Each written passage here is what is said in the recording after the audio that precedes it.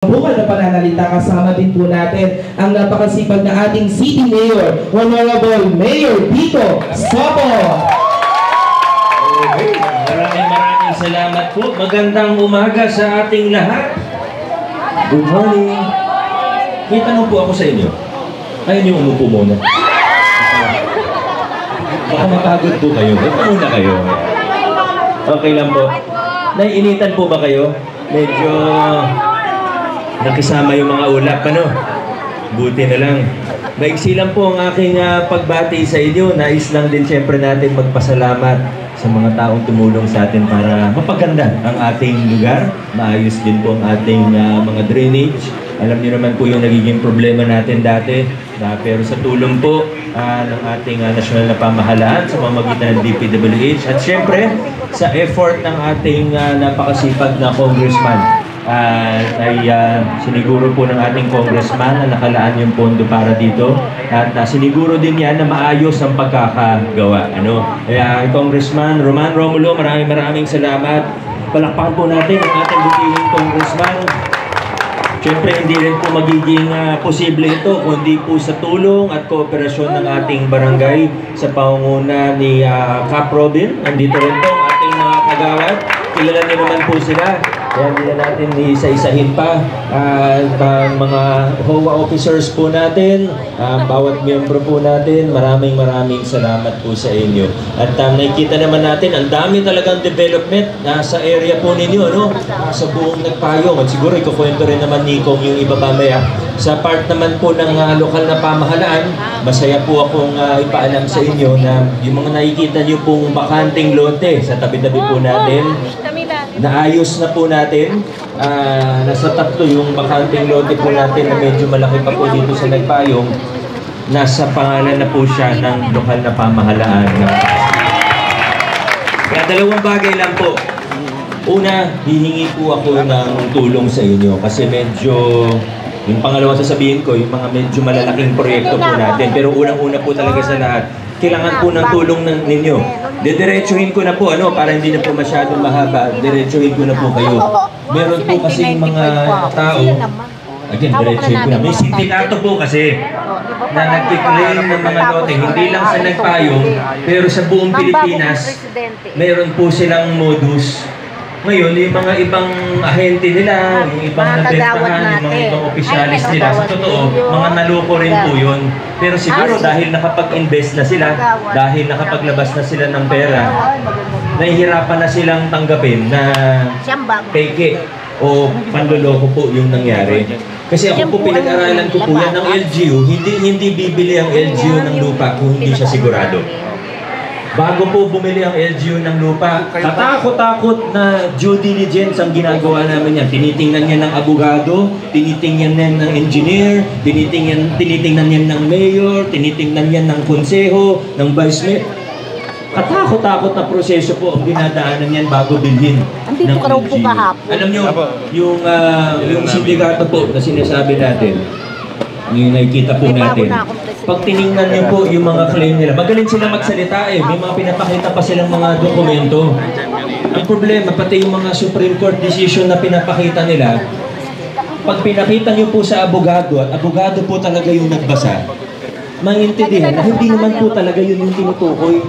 Hindi sinasabi na sila yung may-ari ng lupa na yan.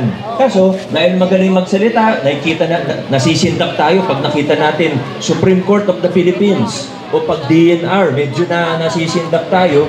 Ako, hindi naman ako abogado, hindi ko rin naman naintindihan ng lahat ng yan. Pero, pinag-aaralan po natin yan. At nakikita po, base sa napag-aralan natin, pinag-aaralan natin yung mga dokumentong sinumite po nila. Una, minsan yung mga Supreme Court decision na pinapakita nila na hindi yan yung tinutukoy na lupa. Yung iba naman po, DNR, pero pag binasa mo, hindi naman ownership yung pinag-uusapan. Hindi sinasabi na sila yung nagmamay-ari ng lupa na yun. Iba po yung ibig sabihin, pero iba yung sinasabi nila. Kaya sana, kasi sa totoo, naawa rin po tayo dun sa mga naloko kasi medyo malaking pera din po yung pinag-uusapan. Yung membership fee, miscellaneous fee pa lang nila, 15,000, 25,000. May mga kaibigan ako na nadali. At tinutulungan po namin ngayon ng legal department ng ating City Hall na makasuhan ng estafa yung mga taong ito. So talagang magpupursige tayo na makasuhan kasi talagang hindi maganda, nakakaawa po. Pero sa side naman ng ating panghuli na lang matungkol dun sa sindikato. Pag tiningnan niyo po yung mga mapa na pinapakita nila, yung mga titulo na pinapakita, kung tama po yung sinasabi nila, halos buong Pilipinas sila po ang may-ari. Parang hindi naman siguro tayo maniniwala. May pinakita silang mapa sa akin nung isang beses. Alam niyo yung mapa, yung pagmamayari nila, yung mapa na pinakita nila sa akin, ang sakop, halos buong Luzon. Medyo, ayaw naman natin sabihin na nakakatawa, pero hindi po kapani-paniwala. So, hindi po ang tulong sa inyo. Pag may narinig po kayo, sana address po natin at mag-guide din po yung mga iba sa atin. Kasi hindi naman lahat sa atin ay talagang sabihin eksperto o well-versed sa mga ganyang bagay. Medyo technical po kasi mahirap din talagang intindihin. Pangalawa po, at in line din po doon, ay medyo malaki yung mga proyekto ng ating pamahalaang lungsod dito sa inyong lugar. Hindi po nalalayo dito yung mga malalaking proyekto natin sa susunod na mga panahon. Yung iba, siguro babanggitin ko, pero isa na lang po yung babanggitin ko, ay ikukwento po sa inyo. Yung City Health Department po natin, gumagawa po ng plano, kailangan na lang po ng approval ng Department of Health, pero nasa final stages na po kami, para sa isang malaking City Health Department facility. Dito lang po, At ito makakatulong po talaga, 'di ba? Minsan pag nagkakasakit tayo o diretso tayo sa ospital. Alam niyo naman, pagpunta kayo sa ER ng kahit anong ospital sa buong Metro Manila, puno po ang mga ER. Talagang masyadong maraming tao. Kailangan madiklag natin ng mga ospital. Ipapatayo po natin dito. Baka sabihin niyo, may health center din naman na malapit dito Mas malaki po sa health center yung gagawin natin at mas marami pong serbisyo. Yung mga nakikita natin, yung mga dinadaing nyo po sa akin, na paano yung ganito, walang malapit dito, pupunta pa kami sa ospital, medyo malayo. Yung mga services na kaya po ng isang health department facility.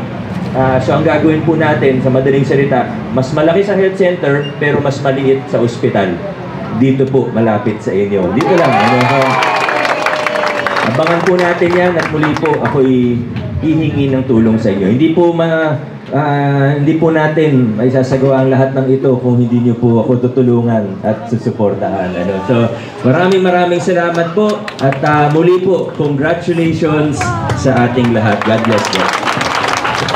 Maraming salamat sa ating City Mayor Honorable Vico Soto. At ngayon naman, para bigyan din tayo ng kanyang pambungad na pananalita, kasama natin ang ating napaka-supportive na Kapitan Robin Rin Salandanan. Ayan, magandang umaga po sa inyong lahat. Maraming salamat sa ating masisipag na naglilingkod sa ating mahal na barangay Pinagbuhatan, kay Mayor Vico Soto, kay Congressman Roman Romulo, at sa ating head ng DPWH, si DE, na walang sawang sumusuporta para maipagawa ang ating mga pagawain dito sa ating nasasakupan. Kaya ako ho ay humihingi ng tulong sa inyo dahil hindi lang ho puro pa tayo pagawa ng pagawa. Pangalagaan naman po natin, di ba? Kailangan ho pagyamanin natin kung ano man po yung naipapagawa ng ating local government, ng ating barangay council, at ng ating national. Hinihingi ko po ang inyong tulong.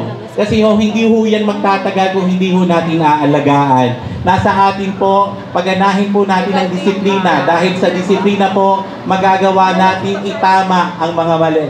Solusyon po sa problema, wag na po natin dagtungan ng problema. Marami pong salamat at magandang umaga sa ating lahat.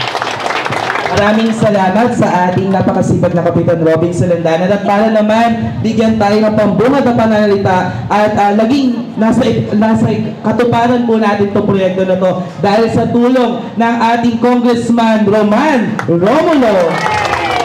Magandang umaga po sa ating lahat.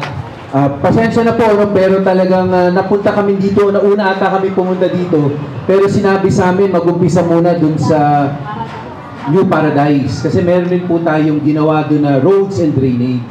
Pero alam niyo po, nabanggit na rin ni Kapitan Robin na magtulungan tayo, mapangalagaan natin itong mga infrastruktura na ginagawa natin. Pero siguro po, mabanggit ko muna. Unang-una po, hindi po natin ginagawa itong mga drainage, itong mga kalsada na ito, para lang may magawa. Ang totoo po niyan, para at least po naintindihan nating lahat, nung una po kaming pumasok ulit sa politika, yung unang beses, 2019. Sa totoo po, dalawa lang kami nun eh. Ako lang at saka si Mayor Vico nun eh. Yung 2019, wala kaming kasamang konsehal nun, wala kaming kasama kahit sino. Isa sa una namin napuntahan lugar, dito po talaga, sa Nagpayong. Dito po, ang totoo niyan, na welcome po kami ng gusto. Dito po, bagamat ang totoo niyan, hindi kami nakakapagsalita ng ganito eh. Tinatago po kami. Nilalagay po kami sa mga rooftop eh. Doon kami pinapasalita ni Mayor Vico dahil kinakabahan rin yung may-ari ng mga nasa lugar na pag nakita kaming dalawa, baka kawawa raw sila. Kaya sa totoo po, dito kami marami na na-focus. Pero sa mga rooftop po kami nagsasalita ni Mayor Vico. Pinapapasok po yung mga tao, doon kami sa taas magsasalita. Kaya alam po namin maraming rooftop dito. Oo nga po, ito rin. Pero, nung unang araw rin po nung kampanya, ang una namin napuntahan kung saan kami naglunsad nung kampanya, dito rin po, sa Nagpayong. Dito po kami sa may Kenneth Road. Pero nung panahon po na yun, ito naman po yung totoo.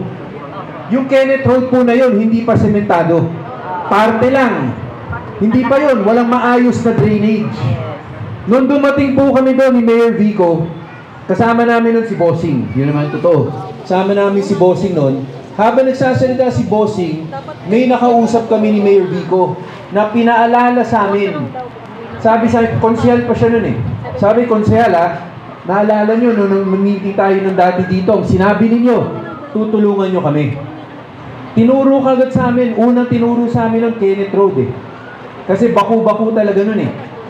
Minsan nga yung semento dun, isang parte lang na kalahati lang eh. Kaya yun ang totoo. Sinabi namin gagawin yun. At ang totoo po nun, pagkaupo namin, kahit pandemic nun, ginawa po yun. At natapos yun during the pandemic. Pero hindi po namin ginawa yun para lang may magawa. Alam niyo po ano yung silbi nun? Yun po, hindi lang road yun. Sa ilalim po nun, may drainage system. May outfall na po. Katulad itong Villa Maglente. Nung sinabi sa akin ni dating Presidente Virgie, ngayon si Pres Ana na, nung sinabi sa akin na gawin ito, kung pwede ma-request, kinabit po ito doon sa ginawa po na Kenneth Road para meron kayong outfall. Dahil dito po, again po, dito lang tayo sa totoo. Dati po dito, gumagawa ng drainage, pero pinapaikot lang tubig, walang outfall. May drainage, pero yung tubig papaikutin lang. Kaya pumunta po kayo sa Nagpayong Elementary. Di ba, nasa-stuck yung tubig dun eh. May magandang drainage yun, pero na-stuck yun eh. Kaya po ito, pumayag kami gawin, hindi para magka-proyekto. Pero dahil kinabit na po ito sa outfall natin dun sa Kenneth Road para may malalabas na naman yung tubig na dito. Galing po kami sa New Paradise. Yung New Paradise po, ginawa rin po yun. Hindi ginawa yun para gawin lang. Kasi yung Nagpayong noong 2022 naman, nakakausap namin yung mga nakapaligid doon, yung mga may anak sa Nagpayong Elementary, Nagpayong High School. Sila rin nagsabi sa amin, hindi gumagalaw yung tubig eh. Yun naman ang totoo eh. Kaya kailangan po, tama, ipon lang nangyari nun. Kailangan makonect po yung tubig na galing doon sa Molave, makonect yun hanggang dito. Lampas ng papunta Pasig River. Aminin natin ang totoo, yung merong outfall doon, Tagig ang gumawa ng outfall doon. Ang ginawa lang po namin nila Mayor Vico, kinabit lang po namin, ginawa namin yung drainage doon sa New Paradise, pababa na po yun dito. Kukonect yun sa Molave para may labasan, may outfall rin. Ang outfall po nun, sa Tagig yun dito. Kayo po, dito kayo sa Kenneth Road para iba yung outfall ninyo. Again po, tatapos na po yung connecting po hanggang Nagpayong Elementary. Pero, yung drainage po sa Molave, na kumakabit sa Nagpayong Elementary, Nagpayong High School, yun pa rin po yung nagawa dati. Kaya ngayon po, kailangan talaga i-declog yun. Medyo luma na po yun, matagal na yun, silted na po yun eh. So yun ang pinag-uusapan ngayon, paano ma-declog yun. Kasi sayang po, makonect na natin lahat, ang importante ngayon, malabas natin ang tubig. So yun na lang po, declogging naman ang gagawin doon. Kaya hingi rin kami ng konting pasensya sa inyo. Nakakabit man yun, kailangan pa i-declog yun. Pangatlo po, siguro banggitin ko na rin po itong lupa dito. Dalawa po yan eh. Ang totoo po niyan, para na maliwanag rin po, no? Kasi, ito, pinento ko rin naman kanina eh. Yung ginawa po namin yung Kenneth Road, nung nagawa po na yan, nung huling halalan, nagawa na yan eh. Na-inaugurate yan eh. Nung umiikot po kami, may iba nagsasabi sila gumawa eh. Para nakapagtaka, di ba? Kasi tagal naman, hindi naman nagawa nun. Tapos ginawa namin. Hindi naman sa gusto ko mag-credit, ano. Ang gusto ko lang, historically, alam natin talaga yung totoo. Etong lupa po sa tabi natin, sa likod natin. Matagal na po yan. Kahit dati pa po yan eh. Alam naman natin ang totoo. Pero gusto ko lang, nasa tama rin. Isang tao lang pong naghirap po dyan para halongkatin sino may-ari, siguraduhin may pondo. Siya po ang nag-initiate ng pagbili niyan hanggang mabili na. Kayo naman, gusto ko lang mapasalamatan doon si Mayor Vico. Dahil talaga naman si Mayor Vico gumawa ng lahat. Hindi madali yung ginawa niya nun. Pero yun lang, give credit where credit is due. Ngayon, ang plano ngayon ni John, nag-usap naman ng nasyonal pati ang lokal. Para alam nyo rin po, ang planong gawin dyan, una, gagawa ng tinatawag na super duper health facility. Di ba yung binanggit na kanina ni Mayor Vico? Pero hindi lang po yan yung tatayuin dyan. May mga paaralan rin na tatayuin na dyan. Ang nasyonal po, magtatayo dyan ng 6 to 12 stories. Depende po sa lambot ng lupa. Pero nakahanda na po sila ng 12 stories. Tinitingnan ng DPWH, tinitingnan si DERIS po ng DPWH. Siya po yung gumawa nitong lahat. Tinitingnan na po nila, yung sino-soil test na po yan, kung gano'ng kalalim yung pile drive niyan. Kasi isang building po dyan, ang gagawa, national government. Aminin ko naman, kay President BBM yun at kay Vice Sara yan. Gagawa sila ng building dyan na 12 stories. Pero ang lokal, gagawa ang lokal ng 2 building, school buildings, para yung masikip na nagpayong high school elementary, pwede ng elementary yun, dito junior high school at senior high school. Iba-ibang building. Pero ito po, kanina kinausap ko na si Pres Virgie tungkol dito eh. Pati sa kabila, nakipag-usap na rin po ako. Kailangan po namin talaga, may pondo na po yung sa nasyonal, yung sa lokal, patapos na rin yung plano ng health facility, yung 2 buildings. Ang local naman po, maraming pondo ang lokal eh. Ang national po, may pondo na-approve na po yung GAA. Ready na mag-umpisa. Ito po yung issue dyan. Ang plano tayuin dyan talaga, 12 stories. Yan naman po totoo. Sinasabi ko lang sa kanila, baka pwedeng 6 stories muna. Kasi medyo mataas ang 12 eh. Sabi ko, 6 muna, tingnan natin.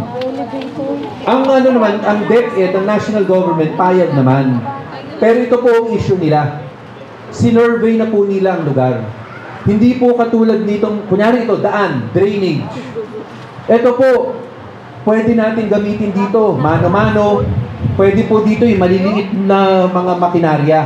Pero pag pinag-usapan na mataas na gusali, kailangan po ipasok na natin dyan yung malalaking mixer, yung malalaking truck, para maayos yung paggawa. Diyan po ngayon yung issue. Kailangan na namin ng tulong ninyo. Kailangan natin makahanap ng daan para makapasok yung mga truck na malalaki. Hindi po pwede na gawin natin yung mga gusaling malalaki na mano-mano. Hindi pwede yung maliliit na mixer. Kasi kung gano'n gagawin natin, baka pati kayo kabahan. Kung paano, papapasukin niyo ba anak niyo kung hindi kayo sigurado kung matibay yung lugar. Kaya sa totoo, pareho ng New Paradise. Ang New Paradise po, malaking tulong sa amin nung ginawa yung drainage doon eh. Yung mga HOA po doon, weekly po, nagsusumbong sa amin kung ano yung nangyayari doon para maayos magawa. Pero ito po, para magawa natin ito, may pondo na tayo para matayo na po yung magandang health facility at yung mga paaralan para hindi na rin po pupuntang buting eh. Marami po tayo mga mag-aaral dito sa buting pa pupunta para sa senior high school eh. Eh ayaw na po natin ganun kalayo. Sayang naman po rin, binili na nila Mayor Vico yung lugar, tatayuan naman ng national local, pag may oras po, pag-isipan, mag-usap rin kayo, tapos maparating nyo sa amin, paano sa natin, ano ang pwede natin plano para maumpisa na ito? Kasi ready na po tayo eh. Gusto na natin matayuan na po yan eh. Sabi nga ni Mayor Vico, para hindi na kayo pupunta ng PCGH, Child's Hope. Minsan traffic pa sa Sandoval eh. Di ba? So para dito na lang kayo eh. Pero sa kayo eskwelahan po, para hindi na pumunta ng Buting. Pero kailangan po namin, aminin natin, pareho po naman, ito, hindi naman namin maisip gawin ito kung hindi nag-suggest yung presidente ninyo. Yung sa ano po, hindi rin magagawa sa New Paradise kung hindi rin po yung mga presidente doon na nagsabi, kailangan nila ng drainage para makabit doon. Ito po, kailangan rin po namin talaga ng tulong ninyo. Kailangan lahat tayo pag-isipan natin, paano natin pwedeng paplano na maumpisa na ito. Na yung malalaking trucks na natin pwedeng ipadaan, na wala po tayo dapat maagrabyado na tao. Yun naman po ang kasabihan, di ba? Kung gusto, may paraan. Kung ayaw, may dahilan. Kaya maghanap lang tayo, mag-isip tayo kung habang umiikot sa natin pwedeng padaan. Aminin ko sa inyo, tiningnan na rin po through Pasig River. Sinilip na rin po yun eh. Kung pwedeng i-barge na lang eh. Galing Pasig River, di ba yung mga makinarya. Hindi rin kaya, medyo masikip doon. So siguro dapat maghanap tayo ng iba pang lugar kung saan pwede makadaan para maumpisa na natin, para magawa po natin yun. Again po, umaasa po kami talaga sa tulong ninyo. Ang ganda po nung, aminin natin ang totoo, ang ganda ng nagpayong. Alam nyo, malapit kayo sa C6, malapit kayo sa Pasig rin sa kabilang side, yung main. Kahit saan po, ang ganda ng lugar ninyo eh. Pero kailangan ma-develop natin ito. Kung gusto nyo po na umakyat yung value ng lupa ninyo dito, kailangan po meron tayong maayos na daan, maayos na drainage, maayos na mga paaralan, at maayos na health facility. Kung meron po tayo niyan dito, yung lugar po ninyo, tataas palalo ang value nito, gaganda palalo ang lugar ninyo. Kaya para sa inyo, para sa ating lahat, magtulungan tayo. Sabay-sabay na natin pag-isipan kung paano natin gawin ito. Hindi, marami pa po akong gusto sabihin, pero umiinit na. At magkakaroon na ng pagkakataon po. Muli po, maraming salamat. God bless po at mabuhay po ang pinagbuhatan at lungsod ng Pasig. Maraming salamat po, Honorable Roman Romulo. At sa ngalan ng pamayanan ng pinagbuhatan, maraming salamat po mula sa Villa Maglente, President Ana, Vice President Felipe, Secretary Madeline, Treasurer Aladin, and Auditor Hannibal. At samahan niyo po kami sa pagsasagawa ng ribbon cutting ceremony upang simulan na ang bagong yugto ng Barangay Pinagbuhatan. Lalo na po dito sa Villa Maglente. Okay, officers na po, officers. Kasya naman kayo sa harapan din ngayon. Kasya na po yung mga anak. Kasya naman. Okay po.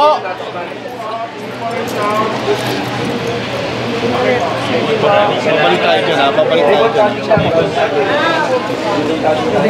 Ayan, tinatawagan po natin ang ating mga officials.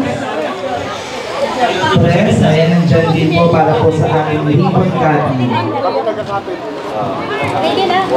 2, 3.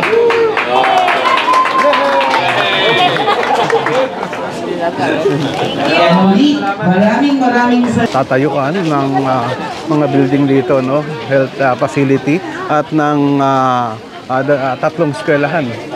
Itong area na yan, no? Makikita nyo, maluwag pa talaga at may mga tambak na ng basura dahil dating ang tambakan ng basura itong area na ito. Pero siguro mga ilang taon makikita na natin ang kagandahan nitong lugar na ito. Ayan, ang paligid nitong lugar ng Barangay Pinagbuhatan na pinuntahan nga natin ngayon, kung saan nga nagkaroon ng inauguration ribbon cutting paugnay sa pagsasaayos ng kalsada dito at mga drainage. Sa ngayon, makikita natin si Mayor Vico Soto na hanggang andito pa rin at yung mga nataga rito na ayan nagpapapicture sa kanya. Okay mga kaibigan, at maraming salamat sa lahat ng mga viewers natin ngayon na umagang ito.